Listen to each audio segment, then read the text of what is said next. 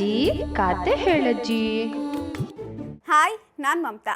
ಕಷ್ಟಗಳು ನಮ್ಮ ಜೀವನದಲ್ಲಿ ಬರೋದು ತೀರಾ ಕಾಮನ್. ಹಾಗಂತ ನಾವು ಜೀವನ ಸಾಗಿಸೋಕೆ ಭಯ ಪಡಬಾರ್ದು. ಹಾಗೆ ನಮ್ಮಲ್ಲಿನ ಪ್ರಾಮಾಣಿಕತೆಯನ್ನು ಕೂಡ ಬಿಡಬಾರ್ದು. ಇಲ್ಲೊಬ್ಬ ನೇಕಾರ ತನ್ನ ಪ್ರಾಮಾಣಿಕತೆಯಿಂದ ಉನ್ನತ ಸ್ಥಾನಕ್ಕೆ ಹೋಗಿದ್ದಾನಂತೆ. ಬನ್ನಿ ಹಾಗಾದ್ರೆ ಆತನ ಕಥೆಯನ್ನ ಕೇಳೋಣ. ಒಂದೂರಲ್ಲಿ ಒಬ್ಬ ಯುವಕನಿದ್ದ. ಆತನ ಮನೆಯಲ್ಲಿ ಅಪ್ಪ ಅಮ್ಮ ಅಜ್ಜಿ ಇದ್ರು. ಆದ್ರೆ ಅವರು ತುಂಬಾ ಬಡವರಾಗಿದ್ರು.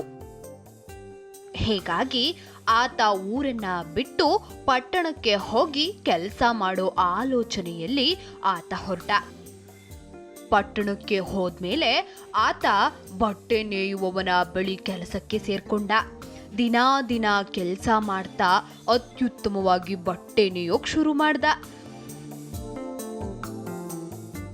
ಹಾಗೆ ಆತನ ಯಜಮಾನನಿಗೂ ಕೂಡ ಈತನನ್ನ ಕಂಡ್ರೆ ತುಂಬಾನೇ ಇಷ್ಟವಾಗಿ ಹೋಯ್ತು. ಹಿಂಗಿರುವಾಗ ಒಮ್ಮೆ ಆ ಮಾಲೀಕನಿಗೆ ಮಾರಣಾಂತಿಕ ಕಾಯಿಲೆ ಬಂತು. ಸಾಯೋ ಕಾಲದಲ್ಲಿ ಈತನನ್ನ ಕರೆದು, ನನ್ನ ಅಂಗಡಿಯನ್ನ ನಿಂಗೆ ಒಪ್ಪಿಸ್ತಾ ಇದ್ದೀನಿ, ಚೆನ್ನಾಗಿ ನೋಡ್ಕೋ, ಜೀವನದಲ್ಲಿ ಯಾವತ್ತೂ ದುರಾಸೆ ಮಾಡಬೇಡ ಅಂತ ಹೇಳಿ ಸತ್ ಹೋದ. ಅಂಗಡಿ ಚೆನ್ನಾಗಿ ನಡೀತಿತ್ತು. ಹಾಗೆ ಈತಂಗೆ ಮದುವೆ ಕೂಡ ಆಯ್ತು. ಹಾಗೆ ಕೆಲವು ವರ್ಷಗಳಲ್ಲಿ 2 ಮುದ್ದಾದ ಮಕ್ಕಳು ಆದ್ವು.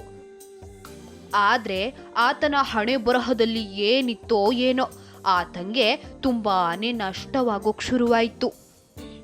ಆತನ ಮನೆಯಲ್ಲಿ ತುಂಬಾ ಬಡತನ. ಒಂದು ಹೊತ್ತು ಎಲ್ರೂ ಊಟ ಮಾಡಿದ್ರೆ ಇನ್ನೊಂದು ಹೊತ್ತಿಗಿರ್ಲಿಲ್ಲ. ಇಂತಹ ಪರಿಸ್ಥಿತಿಯಲ್ಲಿ ದೀಪಾವಳಿ ಹಬ್ಬ ಬಂತು. ಹಬ್ಬದ ದಿನ ಪಕ್ಕದ ಮನೆಯವರೆಲ್ಲ ಬಗೆ ಬಗೆಯ ಸಿಹಿ ತಿಂಡಿಗಳನ್ನ ಮಾಡ್ತಿದ್ರು. ಮಕ್ಕಳು ಹೊಸ ಬಟ್ಟೆಗಳನ್ನ ಧರಿಸ್ತಿದ್ರು, ಪಟಾಕಿಗಳನ್ನ ಕೂಡ ಹಚ್ತಾ ಇದ್ರು. ಆದ್ರೆ ನೇಕಾರನ ಮನೆಯಲ್ಲಿ ಯಾವ ಸಂಭ್ರಮವೂ ಇರ್ತಿರ್ಲಿಲ್ಲ. ಹೀಗಿರುವಾಗ ಈತ ತನ್ನ ಅಂಗಡಿಗೆ ಹೋಗಿ ಕುಳಿತಿದ್ದಾಗ ಒಬ್ಬಾತ ಅಂದ. ಆತ ತುಂಬಾನೇ ಶ್ರೀಮಂತನಾಗಿದ್ದ.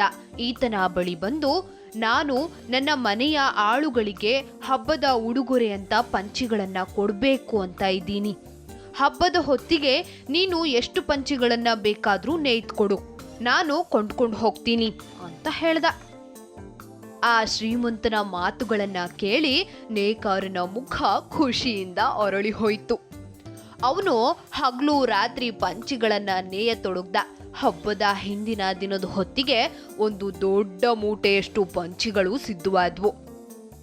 ಮನೆಗೆ ಬಂದ ಆ ನೇಕಾರ ಅವನ್ನೆಲ್ಲ ಗಂಟು ಕಟ್ಕೊಂಡು, ಮಕ್ಕಳೇ, ಸಂಜೆಯ ಹೊತ್ತಿಗೆ ಕೈ ತುಂಬಾ ದುಡ್ಡು ತರ್ತೀನಿ, ನಿಮಗೆಲ್ಲ ಬೇಕಾದ ಬಟ್ಟೆ, ಸಿಹಿ ತಿಂಡಿ, ಪಟಾಕಿ, ಆಟದ ಸಾಮಾನುಗಳನ್ನೆಲ್ಲ ಕೊಂಡ್ಕೊಳ್ಳೋಣ ಅಂತ ಹೇಳಿ ಹೋದ. ಹೆಣಭಾರದ ಮೂಟೆಯನ್ನ ನೇಕಾರ ಹೊತ್ತು ಶ್ರೀಮಂತನ ಮನೆ ತಲುಪಿದಾಗ ಆತ ಅಲ್ಲಿರ್ಲಿಲ್ಲ. ಅವನ ಮನೆಯಲ್ಲಿದ್ದ ಆಳೊಬ್ಬ ಹೇಳ್ದ, ಶ್ರೀಮಂತರು ಅವರ ನೆಂಟರ ಮನೆಗೆ ಹೋಗಿದ್ದಾರೆ, ಬರೋದು ಇನ್ನ 3 ದಿನ ಆಗತ್ತೆ, ನೀವು 3 ದಿನ ಆದ್ಮೇಲೆ ಬನ್ನಿ ಅಂತ ಹೇಳ್ದ. ಆಗ ನೇಕಾರ ಕಂಗಾಲಾಗಿ ಹೋದ. ಆತ ಆ ಆಳಿಗೆ ಕರುಣೆಯಿಂದ, ಅಯ್ಯ, ಈ ಪಂಚಿಗಳನ್ನ ನಿಮ್ಮ ಸಾಹುಕಾರರು ತರೋಕೆ ಹೇಳಿದ್ರು, ಪಂಚಿಗಳನ್ನ ಇಟ್ಕೊಂಡು ಹಣ ಕೊಡಿ ಅಂತ ಬೇಡ್ದ ನೇಕಾರ. ಶ್ರೀಮಂತರು ಬರೋವರೆಗೂ ನಾನೇನು ಕೊಡೋಕಾಗೋದಿಲ್ಲ, ನಾನು ಈ ಮನೆಯ ಮಗ ಅಲ್ಲ, ಆದ್ರಿಂದ ಪಂಚಿಗಳು ಇಲ್ಲೇ ಇರ್ಲಿ, 3 ದಿನ ಬಿಟ್ಟು ಬಂದು ನಿನ್ನ ಹಣ ತೆಗೆದುಕೊಂಡು ಹೋಗು ಅಂತ ಶ್ರೀಮಂತನ ಮನೆ ಆಳು ಖಡಾಖಂಡಿತವಾಗಿ ಹೇಳಿಬಿಟ್ಟ. ನೇಕಾರ ಸಪ್ಪೆ ಮುಖದಿಂದ ಬರಿಗೈಯಲ್ಲಿ ಹಿಂತಿರುಗ್ದ. ಮನೆಯಲ್ಲಿ ತನಗಾಗಿ ಕಾಯ್ತಿರುವ ಮಕ್ಕಳ ಚಿತ್ರ ಅವನ ಕಣ್ಣಿಗೆ ಕಟ್ಟಿತು. ಅವನು ಕಾಡಿನಲ್ಲಿ ನಡೆಯುತ್ತಿದ್ದಾಗ ದೀಪಗಳ ಮಾಲೆಯೊಂದು ಅವನನ್ನ ಆಕರ್ಷಿಸಿತು. ನೇಕಾರ ದೀಪಗಳ ಹತ್ರ ನಡೆದ. ಅದೊಂದು ಲಕ್ಷ್ಮೀ ದೇವಾಲಯವಾಗಿತ್ತು. ಎಲ್ಲೆಡೆಯೂ ದೀಪಗಳಿದ್ವು. ಲಕ್ಷ್ಮಿಯ ಮುಂದೆ ಬಗೆ ಬಗೆಯ ಸಿಹಿ ತಿಂಡಿ, ಹಣ್ಣುಗಳು, ಉಡುಗೊರೆಗಳು ಇದ್ವು. ಅಯ್ಯ ನೇಕಾರ, ನಿನಗೆ ಹಸಿವಾಗಿರಬೇಕಲ್ಲವೇ, ಬಾ ಅಂತ ಮಾತು ಕೇಳ್ಬಂತು. ಯಾರು ನೀನು ಕರೆದಿದ್ದು ಅಂತ ನೋಡೋಕೆ ನೇಕಾರ ತಿರುಗಿ ನೋಡ್ದ. ಬಾಗಿಲಲ್ಲಿ ಒಬ್ಬ ಮುದುಕ ನಿಂತಿದ್ದ. ಅವನು ನೇಕಾರನ ಮುಂದೆ ಬಗೆ ಬಗೆಯ ತಿಂಡಿಗಳನ್ನಿರಿಸ್ದ. ಹೊಟ್ಟೆ ತುಂಬಾ ಹಸ್ತಿದ್ದ ಕಾರಣ ನೇಕಾರ ಗಬಗಬನೆ ಎಲ್ಲವನ್ನೂ ತಿಂದ. ಆ ನಂತರ ಆ ಮುದುಕ, ನೇಕಾರ, ಈ ಚೀಲದ ತುಂಬಾ ಅನೇಕ ವಸ್ತುಗಳಿವೆ, ನಿನಗೇನು ಬೇಕು ಅದನ್ನ ತಗೋ, ಮನೆಗೆ ಹೊರಡು ಅಂತ ಹೇಳ್ದ. ನೇಕಾರ ಆ ಚೀಲವನ್ನ ನೋಡಿದಾಗ ಅದರಲ್ಲಿ ಚಿನ್ನ, ಬೆಳ್ಳಿಯ ಆಭರಣದ ಜೊತೆ ಕಿತ್ತಳೆ ಹಣ್ಣು, ಸೇಬು ಹಣ್ಣುಗಳು ಹಾಗೂ ಕೆಲವು ಸಿಹಿ ತಿಂಡಿಗಳು ಇದ್ವು. ನೇಕಾರ ಸಿಹಿ ತಿಂಡಿ ಉಡುಗೊರೆಗಳನ್ನ ಸ್ವಲ್ಪವೇ ತೆಗೆದುಕೊಂಡು ಅತಿ ಆಸೆ ಪಡದೆ ಸೇಬು, ಕಿತ್ತಳೆ ಹಣ್ಣುಗಳನ್ನ ತೆಗೆದುಕೊಂಡ. ಮುದುಕನಿಗೆ ಧನ್ಯವಾದ ಹೇಳಿ ಮೂಟೆಯನ್ನ ಬೆನ್ಮೇಲೆ ಹೊತ್ಕೊಂಡು ಮನೆ ಕಡೆ ನಡೆದ. ಸ್ವಲ್ಪ ದೂರ ಹೋಗುವ ಹೊತ್ತಿಗೆ ಮೂಟೆ ಭಾರವಾಗಿ ಕಂಡಿತು. ಅದನ್ನ ಅಲ್ಲೇ ಇಳಿಸ್ಕೊಂಡು ದಾರಿಯಲ್ಲಿ ಹೋಗ್ತಿದ್ದ ತಮ್ಮೂರಿನವರೊಬ್ಬರನ್ನ ಕಂಡು, ನೀನೂ ಒಂದ್ ಕೈ ಹಿಡಿ ಅಂತ ಹೇಳ್ದ. ಇನ್ನು ತುಸು ದೂರ ನಡೆದಾಗ ಮೂಟೆ ಮತ್ತೂ ಭಾರವಾಗಿ ಕಾಣ್ತು. ಇಬ್ರಿಗೂ ಅದನ್ನ ಹೊರೋಕೆ ಆಗ್ಲಿಲ್ಲ. ಅವರು ಇನ್ನೊಬ್ಬನ ಸಹಾಯ ಕೇಳ್ದ. ಅವರೆಲ್ಲರೂ ತುಂಬಾ ಕಷ್ಟಪಟ್ಟು ಹೊತ್ತು ನೇಕಾರನ ಮನೆಗೆ ಬಂದ್ರು. ನೇಕಾರ ಮೂಟೆಯನ್ನ ಬಿಚ್ಚಿದ. ಮಕ್ಕಳು ಆಶ್ಚರ್ಯದಿಂದ ನಿಂತು ನೋಡ್ತಿದ್ರು. ಬಗೆ ಬಗೆಯ ತಿಂಡಿ ತಿನಿಸುಗಳು ಜೊತೆಗೆ ಜರತಾರಿಯ ಲಂಗಗಳು, ಜಾಕೀಟುಗಳು, ಅಂಗಿಗಳು, ಸೀರೆಗಳು, ಪಟಾಕಿಗಳು ಇದ್ವು. ಅಷ್ಟೇ ಅಲ್ಲದೆ ನೇಕಾರ ಹೊತ್ತು ತಂದಿದ್ದ ಸೇಬು, ಕಿತ್ತಲೆಗಳು ಬಂಗಾರ ಹಾಗೂ ಬೆಳ್ಳಿಯ ನಾಣ್ಯಗಳಾಗಿದ್ವು.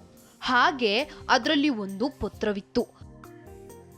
ಅದನ್ನ ತೆಗೆದು ನೋಡಿದಾಗ ನೇಕಾರ, ಆಗ ಮುದುಕನ ರೂಪದಲ್ಲಿ ಬಂದಿದ್ದು ನಿನಗೆ ಕೆಲಸ ಕೊಟ್ಟ ಯಜಮಾನ.